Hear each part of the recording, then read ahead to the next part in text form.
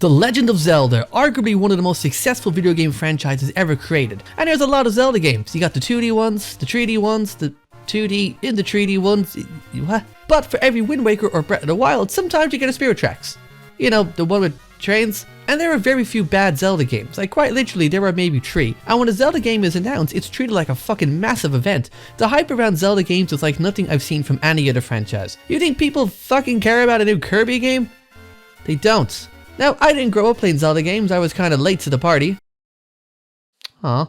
I mean, I have seen Zelda games before, and everyone online just sort of praised them. To this day, Ocarina of Time is still considered a masterpiece, which, like, yeah, duh. Now, I've since played all the mainline Zelda games and have fond memories of my time with the series, but there was a Zelda game I played years before this, one that's not really talked about that much, and that game is The Legend of Zelda, the Minish Cap. I don't remember exactly when I first played this game because who remembers what they did when they were like 8, but I do know that I owned the game, and a Gameboy Advance, so, you know, I probably played it at some point. Now, Minish Cap is a 2D Zelda game, and to be honest with you, I don't really like those ones. Zelda, in my opinion, just functions better in a 3D environment. Except for bats, those things can fuck off. So, while I don't tend to revisit these games that often, for the sake of nostalgia and the video, I went back and played the Minish Cap, and it's pretty good. I always found giving Link a different name was kinda dumb, but on the other hand... Oh, I didn't know I was watching Star Wars. The Zelda stories are kinda low priority for me. I like them, don't get me wrong, but a lot of the time it's just a bunch of text being shoved in my face for the millionth time. Minish Cap though decides to get right into the story by having Zelda just casually arrive at Link's house. She speaks to this guy, who I guess is your dad, and Link just straight up Sonic the Hedgehog's out of bed here. Oh fuck, I'm playing the game. Anybody find it weird that Link shares a bedroom with an old man? I know I'm in the minority here when I say that I don't really like 2D Zelda games. I think one of the bigger reasons as why I don't like them is because you can only move in 4 directions. It's not so bad when traveling, but when you get to combat, not being able to hit something at an angle really makes some of these enemies a fucking pain to deal with. Plus, 2D games, you get sections like this, where like, come on, I could clearly fucking climb over the thing. But yeah, Zelda invites Link to go see a festival, and this old man that you live with wants you to deliver some type of sword or something. I don't know, I wasn't really paying attention. There's a couple of familiar characters at the town. There's the guy who sells you items from Wind Waker, and Grimace from McDonald's for some fucking reason. At this point, Zelda gifts you with a shield, and I think this might be the fastest time we've ever got a sword and a shield combo with Link. I mean, give this boy a green hat and he's pretty much ready to face Ganon. I do really like this version of Zelda. She reminds me of a character in Skyward Sword. There's a relationship with Link here, and the two of them act like friends. Makes sense that he would want to save her, unlike say in Ocarina of Time where, you know, his whole arc is to save a girl he knew for a total of 4 minutes. When you arrive at Hyrule Castle, there's an award ceremony happening involving this important looking sword. So important they got the same guy guarding it 4 times. The ceremony is cut short when this purple guy shows up. I don't remember his name, so I'm gonna call him Terry. I want to give a special shout out to these guards who are clearly trying their best to defend the sword. Oh, they're dead. Well, he opened the box and yeah, okay, that looks pretty bad. Oh, fuck. I like how Zelda is the one to confront the villain. Link seems pretty happy just to chill out in the back. I was hoping to see some fight scenes between Zelda and Terry here, but it's just a scene of them charging up some energy balls. It is cute though how Link tries to stop it with his little shield. Zelda is turned to stone, Terry fucks off because, well, the chest was empty, and Link has to explain all of this shit to the king. He tells you to go rescue Zelda by having the sword repaired, and there you go.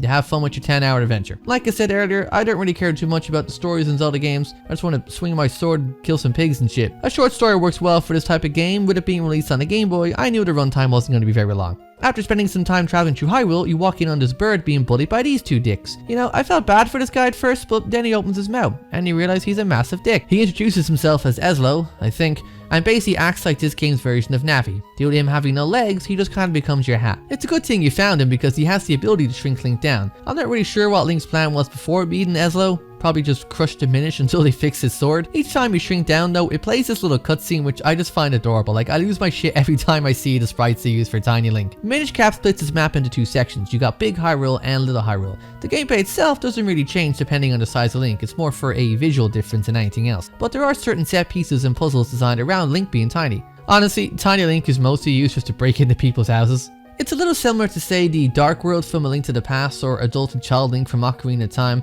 There's no difference in difficulty, but it's a fun gimmick.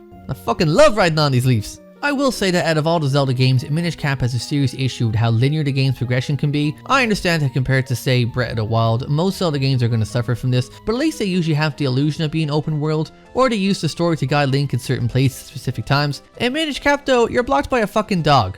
You pretty much can't travel anywhere unless the game tells you to. Being blocked by rocks or trees or a lake, it doesn't make the game feel like an adventure. I want to travel and save Zelda now, not when the fucking dog decides to move.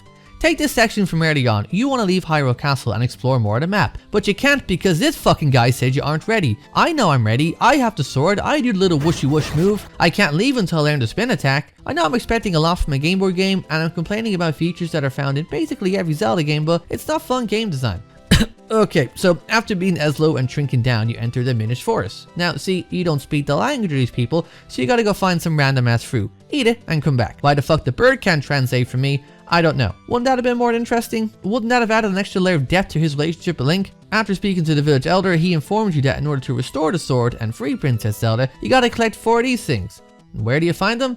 Well, in dungeons, like, obviously. This game is short. Sorry guys. Hey man, it's cool. There's only 4 dungeons and a final battle in Hyrule Castle. The dungeons themselves are designed rather similar to the older Game Boy Zelda games, which makes sense since they were made by the same people. They aren't as engaging as say Link to the Past, but they don't overstay their welcome, and most of the puzzles and boss fights are pretty easy enough to figure out. I hate how much these mushrooms look like penises though. You get a lot out of these dungeons. I think they feature some really good designs and interesting puzzles. There's a lot of variety to how you approach each one, and the extra items you collect along the way are pretty fun to use. Now, there are a fuck ton of items you can equip here. Shields, boomerangs, bombs, canes, a fucking pair of flippers. They're all fun to use in their own way. Link even gets his ocarina back. I can't say that I like the art style that much. Like, I like Toon Link's design and Wind Waker is a beautiful game, but when it comes to the sprites and the maps, I think it looks a bit too saturated and busy at times. Link to the Past had a more interesting color palette, and I really like how those dungeons looked. Bonus points for the cool pink hair. Most of the dungeons look pretty generic. Not bad, but I've seen better. The sprites themselves are very well animated, and the game overall has aged rather nicely. So go play Minish Cap, it's way better than I remember. You get to rescue Zelda and watch the hat you wore for the entire game turn into a human and leave. Same thing happened with my dad. I feel like no one ever talks about Minish Cap, which I mean, I get, there's better Zelda games out there, but fuck, it's still better than Zelda 2. Oh god!